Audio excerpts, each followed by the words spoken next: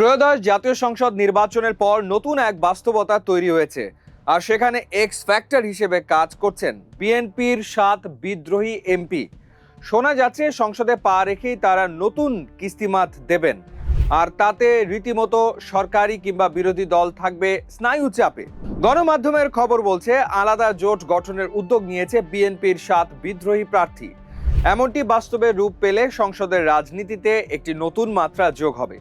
তবে এই জোট কতটা কার্যকর হবে তা নির্ভর করবে সংসদের সংখ্যার সমীকরণ, রাজনৈতিক কৌশল এবং তাদের ঐক্য ধরে রাখার সক্ষমতার উপর।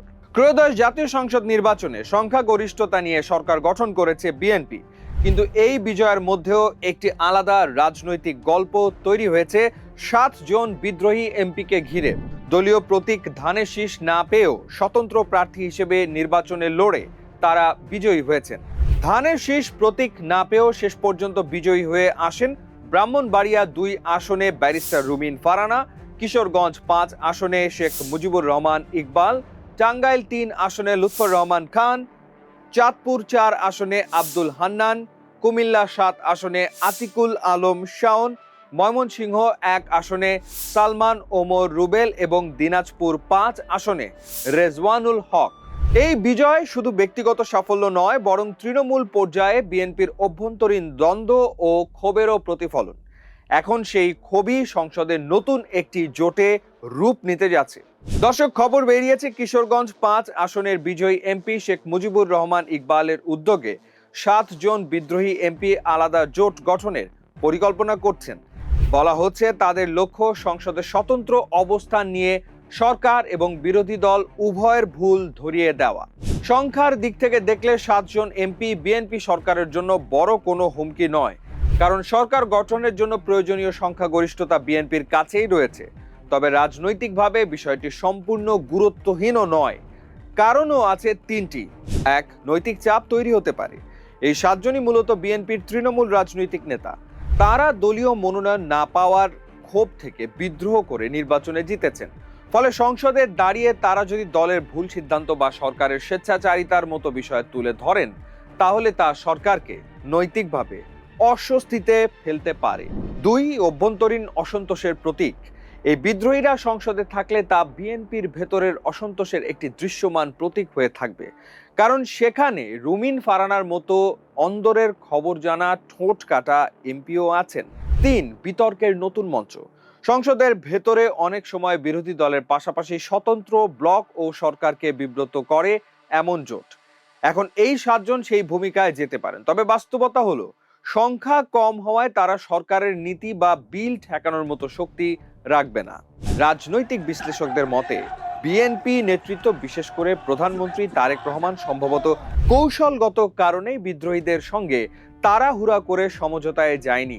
সম্ভাব্য কারণগুলো হতে পারে দলীয় শৃঙ্খলার বার্তা দেওয়া, বিদ্রোহ করে নির্বাচনে জিতলেও যদি সঙ্গে সঙ্গে দলে ফিরিয়ে নেওয়া হয়, তাহলে ভবিষ্যতে আরও নেতারা বিদ্রোহে উৎসাহিত হতে পারেন।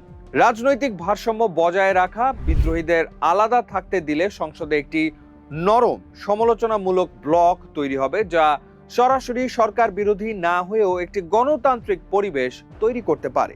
দর কষাকষির রাজনীতিতে অনেক সময় দূরত্ব রেখে সম্পর্ক বজায় রাখাই কৌশল। ভবিষ্যতে দরকার হলে তাদের আবার দলে টেনে নেওয়ার সুযোগ থাকবে। সংসদে আনুষ্ঠানিক বিরোধী দল হিসেবে রয়েছে জামায়াতে ইসলামী। এখন প্রশ্ন, বিদ্রোহী এমপিদের এই জোট কি জামায়াতের বিকল্প হতে পারবে? বাস্তবতা বলছে না, পুরোপুরি নয়। জামায়াত একটি সংগঠিত দল, তাদের সাংসদ সংখ্যা তুলনামূলক বেশি। সংসদীয় কাঠামোয় বিরোধী দলের সাংবিধানিক মর্যাদা রয়েছে। অন্যদিকে বিদ্রোহীদের জোট মাত্র 7 জন সদস্য নিয়ে গঠিত হবে, তবে তারা মিডিয়া প্রভাবশালী সমালোচক হতে পারে। অর্থাৎ সংসদে তাদের বক্তব্য, প্রশ্ন ও বিতর্ক অনেক সময় আলোচনার কেন্দ্রবিন্দু হতে পারে। এই পরিস্থিতিতে সংসদের ভেতরে 3 ধরনের রাজনৈতিক কণ্ঠ শোনা যেতে পারে। প্রথমত সরকার তথা বিএনপি, আনুষ্ঠানিক বিরোধী দল মানে জামায়াতে ইসলামী, আর শেষটা হলো স্বতন্ত্র সমালোচক ব্লক, বিদ্রোহী এমপিদের জোট। এতে সংসদের বিতর্ক কিছুটা বৈচিত্র্যপূর্ণ হতে পারে, কারণ জামায়াত সরকারকে যেভাবে আক্রমণ করবে, বিদ্রোহীরা সেভাবে নাও করতে পারে। বরং তারা অনেক ক্ষেত্রে নীতি, প্রশাসন বা দলীয় সিদ্ধান্তের নির্দিষ্ট সমালোচনা করতে পারে।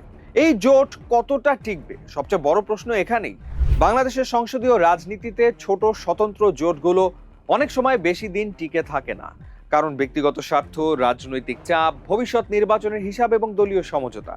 এসব কারণে অনেক সময় তারা পরে মূল দলে ফিরে যায়। তাই বিশ্লেষকদের মতে এই জোট স্থায়ী রাজনৈতিক শক্তি হওয়ার চেয়ে সাময়িক চাপের রাজনীতি হিসেবেই বেশি গুরুত্বপূর্ণ হতে পারে।